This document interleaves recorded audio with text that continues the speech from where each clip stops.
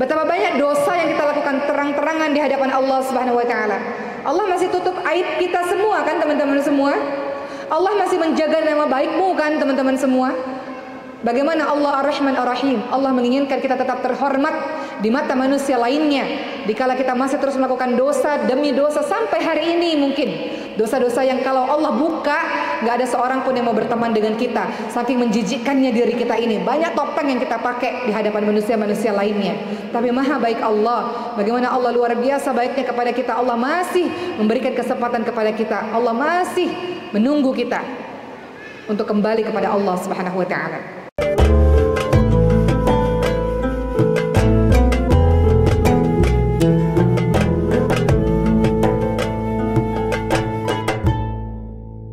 Baik, untuk memotivasi teman-teman pada hari ini, saya mau cerita teman-teman semua tentang apa sih manfaat dari Al-Quran, apa sih keutamaan Al-Quran dalam kehidupan kita, apa sih fungsi Al-Quran dalam kehidupan kita.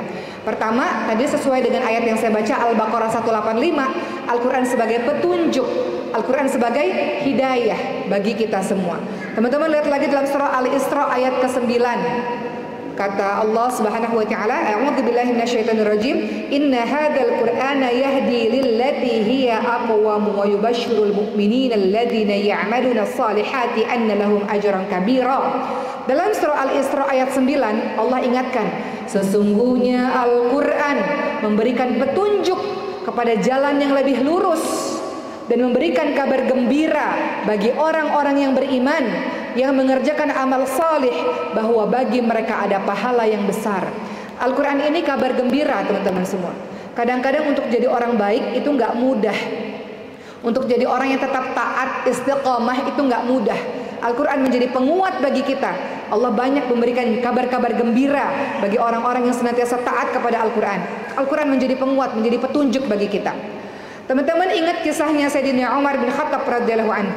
Bagaimana beliau masuk Islam, bagaimana hati beliau bergetar dan menangis terseduh-seduh. Beliau mendengarkan ayat-ayat suci Al-Quran. Teman-teman lihat surah Thaha ayat 1-8. Ini yang menggetarkan hatinya Sayyidina Umar bin Khattab radhiyallahu anhu.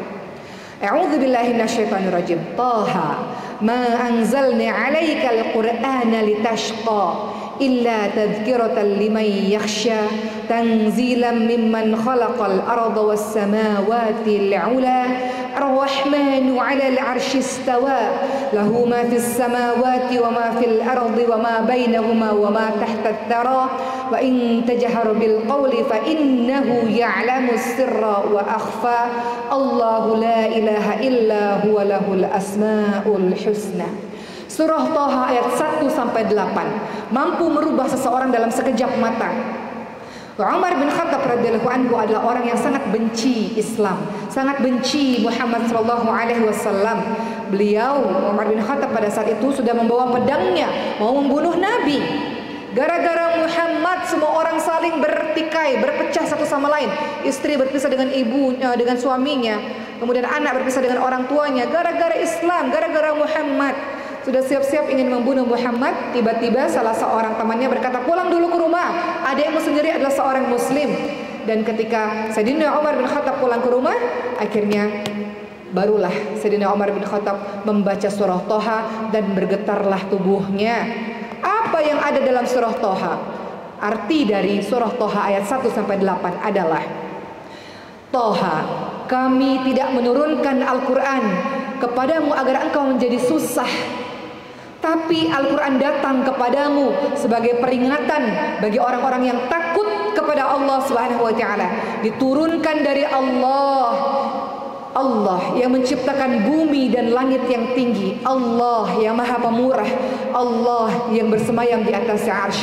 Kepunyaan Allah lah semua yang ada di langit dan yang ada di bumi, semua yang ada di antara keduanya, dan semua yang ada di bawah tanah.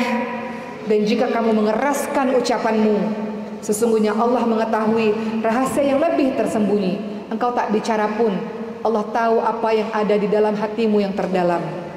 Dialah Allah, tidak ada Tuhan yang berhak disembah selain Dia. Dialah Allah yang memiliki nama-nama baik. Surah Thaha ayat 1-8 itu menggetarkan hati Sayyidina Umar bin Khattab. Beliau bergetar punggungnya, tubuhnya terjatuh dan menangis terseduh-seduh, dan ayat ini kemudian memberikan hidayah dan memberikan petunjuk kepadanya. Sampai akhirnya beliau datang ke hadapan Rasulullah, bukannya mau membunuh Rasulullah, tidak, melainkan untuk menyatakan keislamannya karena Quran yang didengarkan olehnya. Pertanyaan saya pada hari ini adalah, sudah berapa banyak Quran yang kita baca? Sudah berapa banyak Quran yang kita dengarkan? Apakah itu memberikan efek dalam kehidupan kita, teman-teman semua? Atau kita terlalu sibuk dengan lagu-lagu yang sangat banyak di luar sana, dengan tontonan sosial media, film, drama, dan sebagainya di luar sana, sampai kita lupa untuk melembutkan hati kita dengan Quran. Saya mau baca surah Al-Anfal, teman-teman semua. Ini menjadi pengingat diri kita. Posisi kita di mana sih? Engkau mengaku engkau ini orang beriman, saya mengaku saya orang beriman. Betul tidak kita orang beriman? Karena orang beriman itu punya ciri-ciri. Ciri-cirinya apa? Dalam surah Al-Anfal ayat kedua, Allah Subhanahu wa taala berfirman, A'udzu billahi minasy syaithanir rajim.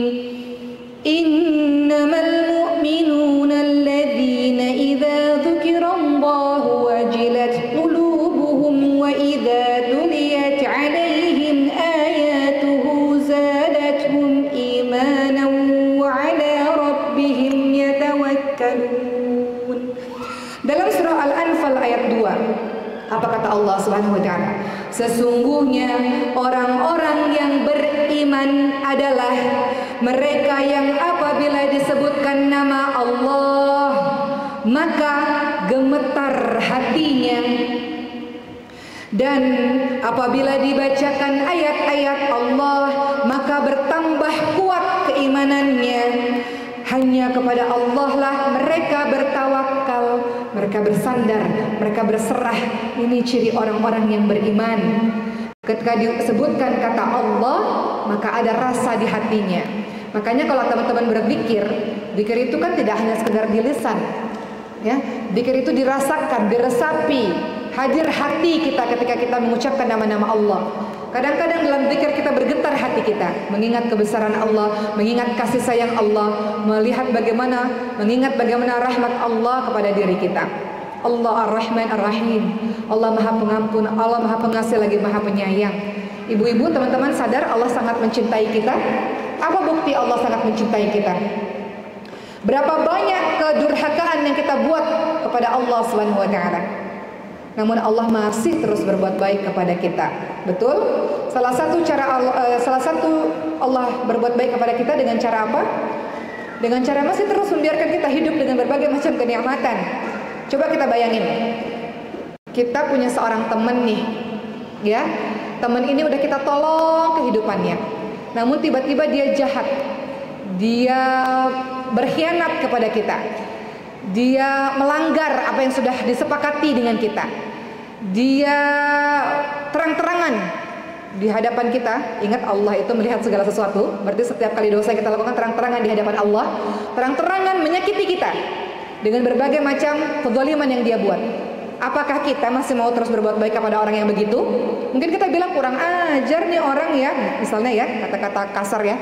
Udah dibantu, ditolong, disayangin malah begitu. Kadang-kadang mungkin kita bilang udah saya stop aja pertolongan-pertolongan saya kepada dia. Mungkin kita begitu. Atau ternyata dia jahat ya, saya ini punya kartunya kamu loh. Hati-hati kalau kamu buat jahat, hati-hati kalau kamu menyakiti saya bisa buka kartu kamu, saya bisa buka aib kamu supaya orang-orang tahu siapa sesungguhnya diri kamu. Tapi Allah gak melakukan begitu pada kita kan, teman-teman semua. Betapa banyak dosa yang kita lakukan terang-terangan di hadapan Allah Subhanahu wa taala. Allah masih tutup aib kita semua kan, teman-teman semua. Allah masih menjaga nama baikmu kan, teman-teman semua. Bagaimana Allah Ar-Rahman Ar-Rahim? Allah menginginkan kita tetap terhormat di mata manusia lainnya. Dikala kita masih terus melakukan dosa demi dosa sampai hari ini mungkin. Dosa-dosa yang kalau Allah buka, gak ada seorang pun yang mau berteman dengan kita. Saking menjijikkannya diri kita ini. Banyak topeng yang kita pakai di hadapan manusia-manusia lainnya.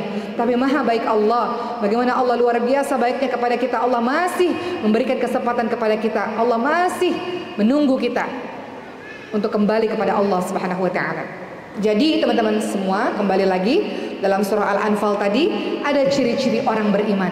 Ketika disebutkan nama Allah, Allah, Allah, Allah, Allah, ya Allah, subhanallah, walhamdulillah, wala ilaha illallah, Allahu akbar, astagfirullahaladzim, astagfirullahaladzim, bergetar hatinya. Ketika dibacakan ayat-ayat Allah semakin kuat keimanannya.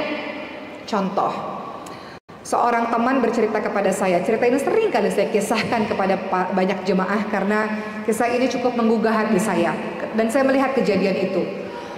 Teman saya punya anak kecil yang terkena leukemia dan singkat cerita anak itu tiada, ya, dengan kanker darahnya anak itu tiada.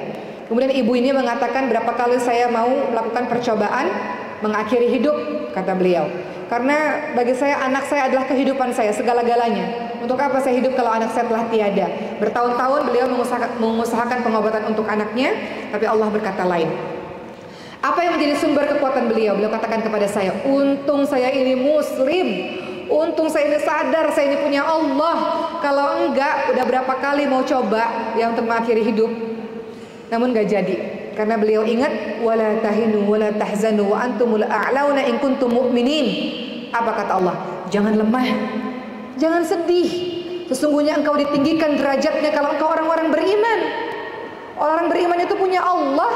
Orang beriman itu mengimani takdir, menerima takdir. Apa yang terjadi kepada dirinya dia terima.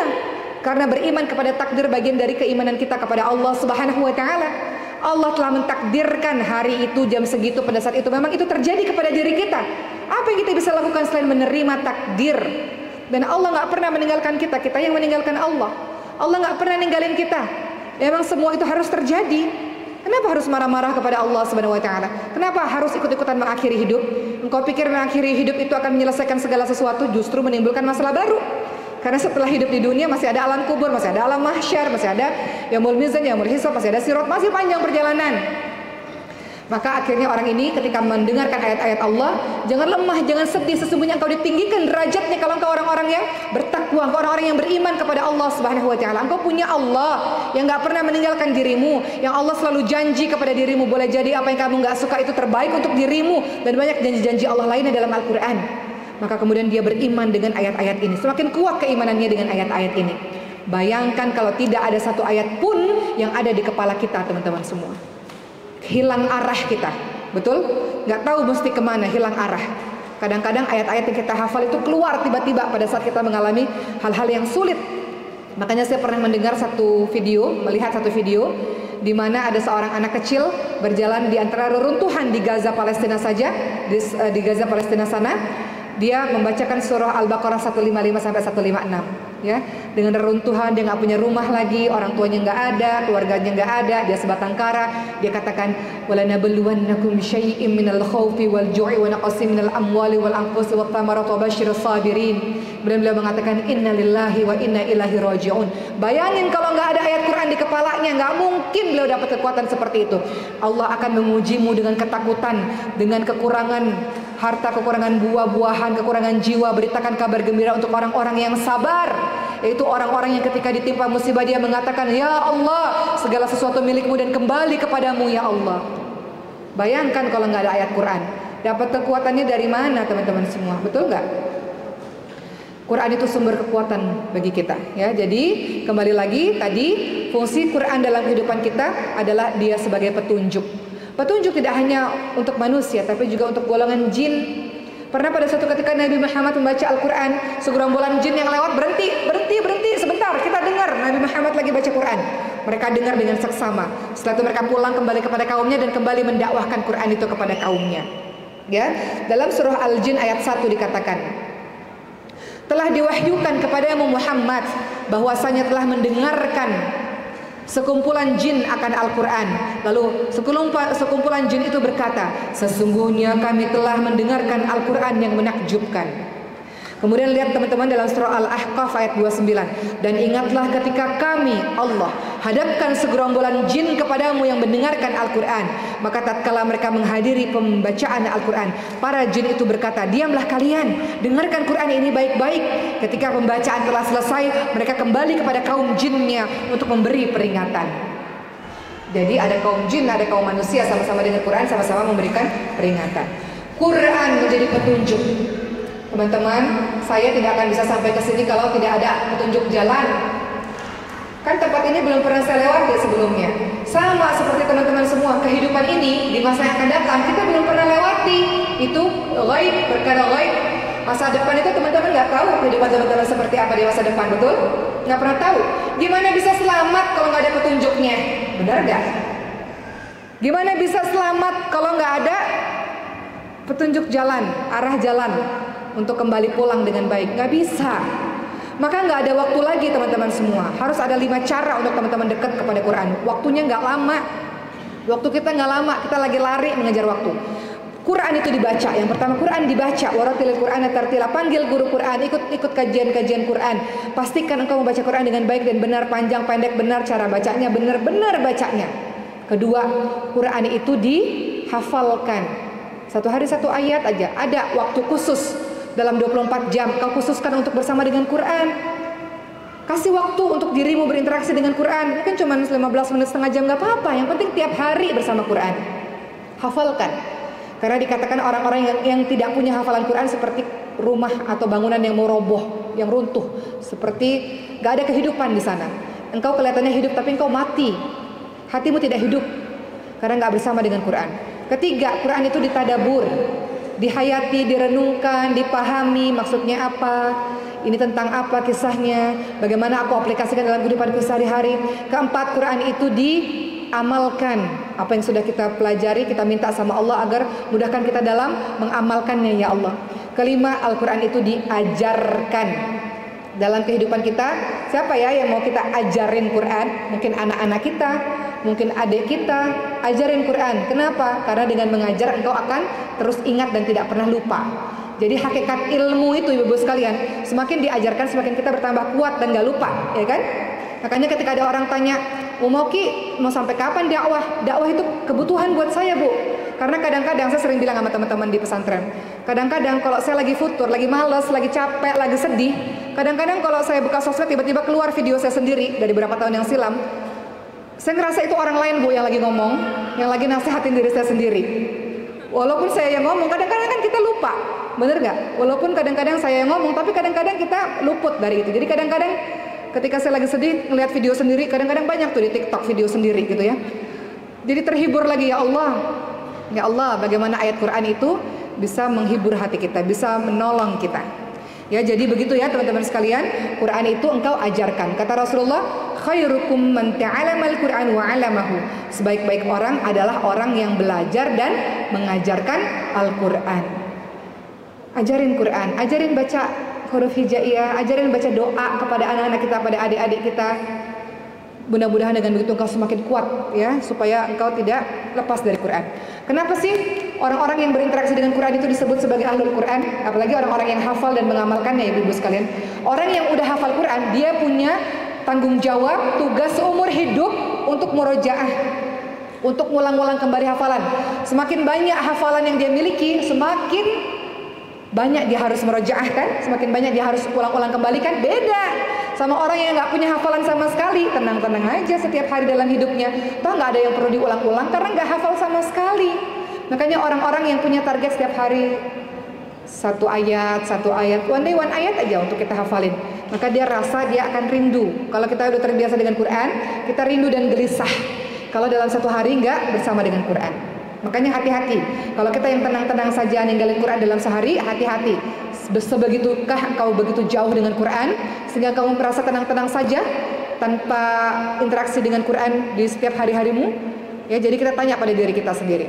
Jadi Quran tidak hanya sebagai petunjuk, Quran juga sebagai obat. Obat apa? Obat fisik yang sakit, obat hati yang gelisah, obat hati dia. Dan juga obat dari sihir. Percaya ada sihir enggak? Percaya enggak ada orang yang ngelihat kita dengan mata pandangannya saja dia bisa mengakibatkan sesuatu yang buruk pada diri kita? Apa perlindungannya? Quran. Atau ada orang yang iseng, aku dagang ayam, dia dagang ayam, kok dia lebih laku ya? Ya, sesama pedagang ayam misalnya, kok dia lebih laku ya? Kerjasamalah dia dengan para dukun yang bekerja sama dengan para jin, dan kemudian dikirimkanlah sihir yang luar biasa. Rasulullah pernah kena sihir. Rasulullah pernah kena sihir, ibu-ibu sekalian. Biasa orang sihir itu pakai perantara ya, pakai buhul namanya. Jadi entahlah pakai kain kafan, bonekanya dibungkus pakai kain kafan, kayak tiba-tiba ada batu di dalam kain atau apalah itu ya. Kalau buhulnya itu tempat sihirnya itu bisa bisa dilenyapkan, sihirnya bisa hilang. Maka Rasulullah SAW pernah disihir, dan perantara sihirnya itu dicampakkan oleh orang yang buruk ini ke dalam sumur. Maka ketika Rasulullah menemukan perantara sihir itu dan Rasulullah lenyapkan itu, dan Rasulullah ajarkan supaya tidak terkena sihir, baca surah An-Nas dan juga Al-Falaq. Itu adalah doa-doa perlindungan. Tentu Al-Fatihah, Al-Ikhlas, Al-Falaq, An-Nas, Ayat Kursi itu doa-doa perlindungan. Jadi teman-teman baca tuh zikir pagi petang ya, karena itu menjadi ayat-ayat perlindungan untuk diri kita, menjauhkan diri kita dari berbagai macam kejahatan. Coba kita lihat surah Al-Falaq, Masya Allah, surah yang sangat pendek yang sering kita baca, tapi itu berisi perlindungan yang luar biasa. Dalam surah Al-Falaq, saya bacakan artinya saja. Kata Allah Subhanahu wa taala, katakanlah, aku berlindung kepada Tuhan yang menguasai waktu fajar, waktu subuh, dari kejahatan makhluk yang Allah ciptakan. Aku berlindung kepada Allah dari kejahatan malam apabila telah gelap gulita, karena biasanya kejahatan itu beroperasinya di waktu malam. Entah sihir, entah begal, entah pencurian, biasanya maksiat di waktu malam. Aku berlindung kepada Allah dari kejahatan malam apabila telah gelap gulita. Aku berlindung kepada Allah dari kejahatan para penyihir yang meniup pada buhul-buhulnya, pada talinya, pada perantara sihirnya. Dan aku berlindung kepada Allah dari kejahatan orang-orang yang dengki apabila dia dengki. Memangnya menurut teman-teman semua orang di dunia ini sayang sama kita. Semua orang di sekitar kita cinta sama kita. Ada yang suka, ada yang tidak suka. Ada yang sayang, ada yang benci. Itu biasa. Semua dalam kehidupan ini pasti ada pasangannya. Ada siang, ada malam, ada putih, ada hitam. Selalu ada pasangannya. Begitu pula orang-orang di sekitar kita. Ada yang suka, ada yang tidak suka. Ada yang cinta, ada yang dengki. Orang dengki itu bisa melakukan berbagai macam cara. Orang dengki itu salah satunya adalah, kalau dalam tingkatan paling ekstrim, dia berusaha melenyapkan kenikmatan yang kita dapatkan dengan berbagai macam cara. SMS, sedih lihat orang lain senang, senang lihat orang lain sedih, ya. Orang dengki itu ada di sekitar kita, teman-teman semua. Maka cara untuk melindungi diri kita adalah dengan Quran. Dengan baca Quran. Quran adalah obat. Quran adalah obat bagi sihir. Quran adalah obat bagi penyakit fisik. Quran adalah obat bagi hati. Kita lihat dulu dalam surah Al-Isra ayat ke-82. Allah Subhanahu wa taala berfirman, dan kami turunkan Al-Quran untuk menjadi obat dan rahmat kasih sayang bagi orang-orang yang beriman, dan Al-Quran tidaklah menambah kepada orang-orang yang zalim selain kerugian. Jadi Al-Quran itu asyifa, dia obat hati. Kenapa bisa jadi obat hati? Karena di dalam Quran banyak sekali ayat-ayat yang menghibur hati kita. Itu menjadi obat hati bagi kita. Ya enggak? Kadang-kadang nih, gak usah deh baca Quran. Kadang-kadang nih, sebagian dari kita tuh kan senang dengan sosial media. Tiba-tiba ketemu ayat yang kita banget gitu. Ketemu ayat yang relate sekali dengan kehidupan kita. Pasti ada terasa sesuatu di dada kita, ya kan? Dan kita merasa kita kuat karena ayat tersebut. Ya enggak teman-teman semua? Kadang-kadang kalau orang-orang curhat sama saya, kalau ada beberapa kali saya berikan satu ayat yang kalau ayat itu betul-betul kena di hati mereka, mereka menangis dengan ayat-ayat itu. Karena ayat-ayat itu adalah obat bisa memberikan kesembuhan bagi diri kita. Banyak sekali ya Allah teman-teman sekalian, kalau teman-teman baca terus-menerus, dia obat, kekuatan. Kenapa orang-orang Gaza bisa kuat? Karena dia mendapatkan obat dari Quran. Ibu-ibu tahu yang baca Quran di Gaza siapa? Tentara-tentaranya juga baca Quran. Ya enggak? Tentara-tentaranya itu yang lagi bersembunyi dalam terowongan misalnya, mereka baca Quran, mereka hafal Quran, ya kan? Jadi yang menghafalkan Quran bukan cuma orang-orang sipil saja, tapi semua orang yang ada di Gaza bersama dengan Quran. Mereka kuat karena bersama dengan Quran. Obatnya adalah Quran. Kemudian Quran juga adalah obat fisik. Kalau teman-teman sakit, maka baca Quran. Dikatakan ya pada saat itu, hadis yang diriwayatkan oleh Siti Aisyah radhiyallahu anha, kalau Rasulullah sakit, maka Rasulullah akan membaca untuk dirinya sendiri surat-surat perlindungan, yaitu surah An-Nas dan surah Al-Falaq. dan meniupkan pada tubuhnya. Namun kalau sakit itu sudah sangat parah, biasanya aku, kata Siti Aisyah, yang membacakan kepada Rasulullah, membacakan ayat-ayat tersebut, dan kemudian aku tiup dan kuusapkan ke badannya. Dan beliau berharap keberkahan firman Allah tersebut. Ya, jadi itu ayat-ayat yang menyembuhkan. Al-Ikhlas, Al-Falaq, An-Nas, ayat kursi, termasuk Al-Fatihah, teman-teman semua. Pernah pada suatu ketika seorang sahabat Nabi, mereka sedang mengobati seseorang yang hampir lumpuh karena terkena sengatan kalajengking dengan membaca surah Al-Fatihah. Ya, ternyata ini sebagai bacaan ruqyah. Surah Al-Fatihah itu yang dibaca dengan baik dan benar, ya teman-teman semua, ya, bacanya dengan baik dan benar. Maka itu berhasil untuk menyembuhkan. Makanya wajib bagi kita membaca Quran dengan baik dan benar. Karena itu adalah perlindungan untuk diri kita sendiri. Jadi kalau di antara kita ada anak-anak kita yang sakit, ibu kita yang sakit atau siapapun, kita baca Bu Al-Fatihah, Al-Ikhlas, Al-Falaq, An-Nas, ayat kursi, diusapkan ke tubuhnya. Itu yang saya lakukan selama 11 hari ketika ibu saya koma. Ketika di ICU, ibu-ibu tahu, itu biasanya tangan dan kaki diikat. Karena kadang-kadang kalau lagi sadar beliau berontak. Kalau lagi sadar, ya, kalau beliau tiba-tiba sadar biasanya berontak. Dan namanya badan udah bengkak. Pernah nggak punya saudara atau punya keluarga di ICU? Bengkak badannya, bengkak besar-besar badannya. Maka pada saat itu yang saya lakukan adalah membacakan bacaan-bacaan ruqyah.